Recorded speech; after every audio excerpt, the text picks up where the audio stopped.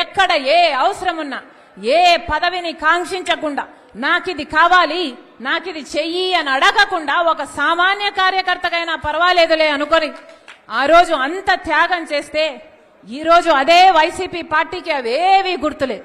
ఈ రోజు వైసీపీ పార్టీకి వాళ్ళ క్యాడర్కు వాళ్ళ సోషల్ మీడియాకి అసలు నేను ఒక మహిళనని వైసీపీ పార్టీ కోసం ఎన్ని త్యాగాలు చేశానని రాజశేఖర రెడ్డి బిడ్డనని గాని వాళ్ళకింత మేలు చేసిందానని గాని ఈరోజు ఒక్కటి కూడా గుర్తు పెట్టుకోలేదు.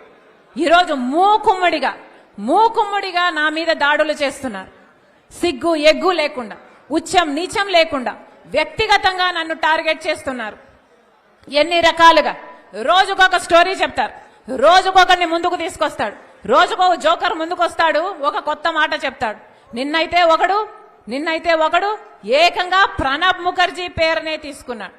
ప్రణబ్ ముఖర్జీ ఆయనకు చెప్పాడట, నా భర్త అనిలు సోనియా గాంధీ దగ్గరికి వెళ్ళాడట, ఆయనకు పదవీకాంక్ష అప్పటి నుంచే ఉందట, పదవీకాంక్ష ఉంది కాబట్టి అక్కడ సోనియా గాంధీతో నా భర్త చెప్పాడట, షర్మిలమ్మను ముఖ్యమంత్రిని చేయండి, మేము కాంగ్రెస్ పార్టీని బలోపేతం చేస్తాము, జగన్ జైల్లో పెట్టండి అని నా భర్త ఆయనకు చెప్పాడట.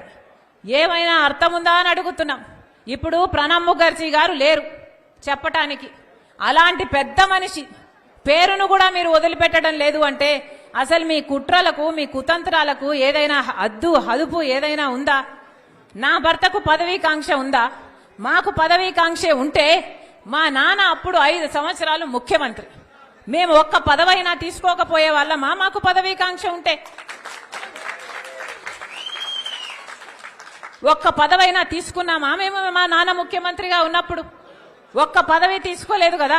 మరి మాకు పదవీకాంక్ష ఉంది అని నేను వైసీపీ కోసం అంత త్యాగాలు చేసి అంత నడుస్తే పోనీ అప్పుడైనా నేను ఏదైనా పదవి అడిగానా? పోనీ అప్పుడైనా నేను పదవులు అడుగుంటే నాకు పదవీకాంక్ష ఉంది అని మీరు అనొచ్చు. మేము పదవీకాంక్షలు ఉన్నోళ్ళమే అయితే అసలు మీకోసం మేము పాదయాత్ర చేయడం ఏంటి? నా కోసం నేను పాదయాత్ర చేసుకుంటే అర్థం ఉంది, కానీ మీకోసం నేను పాదయాత్ర చేసుకుంటే నాకెలా పదవులు వస్తాయి? అసలు ఇంగితం ఉండే మాట్లాడుతున్నారా? నా భర్త అంట సోనియా గాంధీ దగ్గరికి వెళ్ళాడట. నా భర్త వెళ్ళింది సోనియా గాంధీ గారి దగ్గరికి భారతిరెడ్డి గారితో పాటి మా వదినమ్మతో కలిసిపోయాడు. పోని నా భర్త షర్మిలమ్మను ముఖ్యమంత్రి చేయండి అని అడిగాడు అని అంటున్నారే, అది భారతిరెడ్డి గారి ముందు అడిగాడా వెనకాల అడిగాడా? పోనీ దీనికి భారతిరెడ్డి గారు ఏమైనా సాక్ష్యం చెప్తారా? ఏమైనా అర్థం ఉండి మాట్లాడుతున్నారా? పోనీ ప్రణబ్ ముఖర్జీ గారు చెప్పారంటున్నారే, ఆయన ఆన్ రికార్డ్ గా ఎక్కడైనా ఈ మాట మాట్లాడా?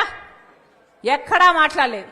ఆయన ఇప్పుడు చనిపోయాడు, బదులు చెప్పడానికి లేడు కనుక ఆయన పేరు తీసుకుంటున్నారు. పోనీ ఆయన కొడుకు బతికే ఉన్నాడు, ఆయన కొడుకు ఉన్నాడు, పోనీ ఆయన కొడుకు చేత అయినా చెప్పించండి మీరు, మీకు దమ్ముంటే, మీది నిజమైతే.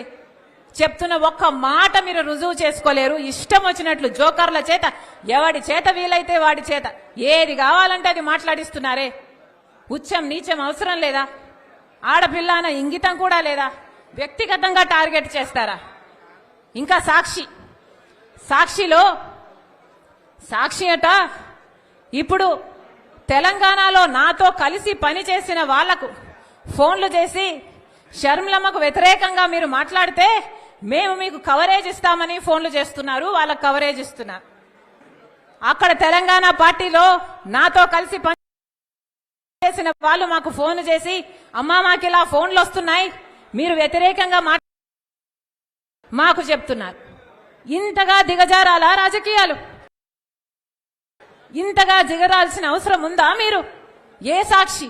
ఇదే సాక్షిలో ఏ సాక్షి అయితే ఇప్పుడు నా గురించి ఇంత దూషణలు చేస్తున్నారో, ఈ సోషల్ మీడియా అంతా ఇంతగా దూషిస్తున్నారో, ఇదే సాక్షిలో నాకు భాగం ఉంది. ఇదే సాక్షిలో జగన్మోహన్ రెడ్డి గారికి ఎంత భాగం ఉందో ఆయన బిడ్డ రాజశేఖర రెడ్డి బిడ్డకు కూడా అంతే భాగం ఉండాలని రాజశేఖర రెడ్డి గారు నిర్ణయించారు. ఇది రాజశేఖర రెడ్డి గారి నిర్ణయం.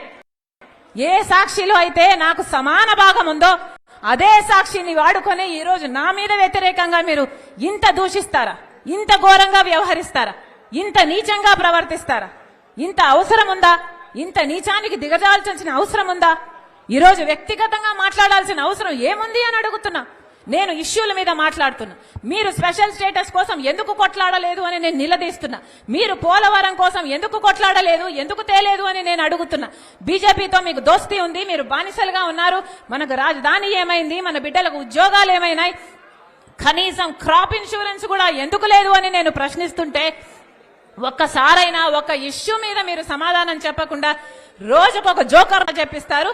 అది మళ్ళీ సోషల్ మీడియాలో మొత్తం పబ్లిసిటీ ఇచ్చుకుంటారు. బుద్ధి, ఇంగితం, జ్ఞానం ఏదైనా ఉందా?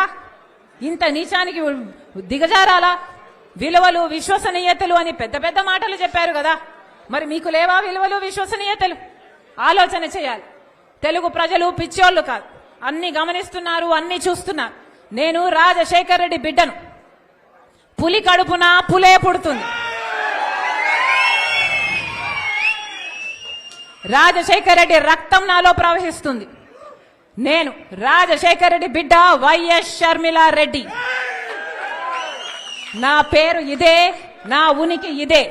ఎవరు కాదన్నా, ఎవరు అవునన్నా, ఎవరు గీ పెట్టినా నేను వైఎస్ షర్మిలా రెడ్డి. ఆంధ్ర రాష్ట్ర ప్రజలకు మేలు చేయడానికే ఇక్కడికి వచ్చాం. నా గుండెలో నిజాయితీ ఉంది. ఆంధ్ర రాష్ట్ర ప్రజలకు వాళ్ళ హక్కులు కల్పించాలని రాజశేఖర్ రెడ్డి బిడ్డ ఈ రోజు తన పుట్టినింటిలో ఆంధ్ర రాష్ట్రంలో అడుగుపెట్టింది. నిలబడుతుంది, కొట్లాడుతుంది. ప్రత్యేక హోదా వచ్చేంత వరకు రాజశేఖర్ రెడ్డి బిడ్డ ఇక్కడ నుంచి కదలదు. పోలవరం వచ్చేంత వరకు రాజశేఖర్ రెడ్డి బిడ్డ ఇక్కడ నుంచి కదలదు. మన రాష్ట్రానికి, మన బిడ్డలకు ఉద్యోగాలు రావాలి, మన రాష్ట్రం అభివృద్ధి చెందాలి. అంతవరకు రాజశేఖర్ రెడ్డి బిడ్డ తన పుట్టింటి నుంచి కదలదు. మీ ఇష్టం వచ్చింది చేసుకోండి, ఎంత చేసుకుంటారో చేసుకోండి, ఏం పిక్కుంటారో పిక్కోండి. ఇక్కడ భయపడే వాళ్ళు ఎవ్వరూ లేరు. ఇక్కడ ఉన్నది రాజశేఖర్ రెడ్డి బిడ్డ. ఖబర్దార్. జోహార్ వైఎస్ఆర్. రాహుల్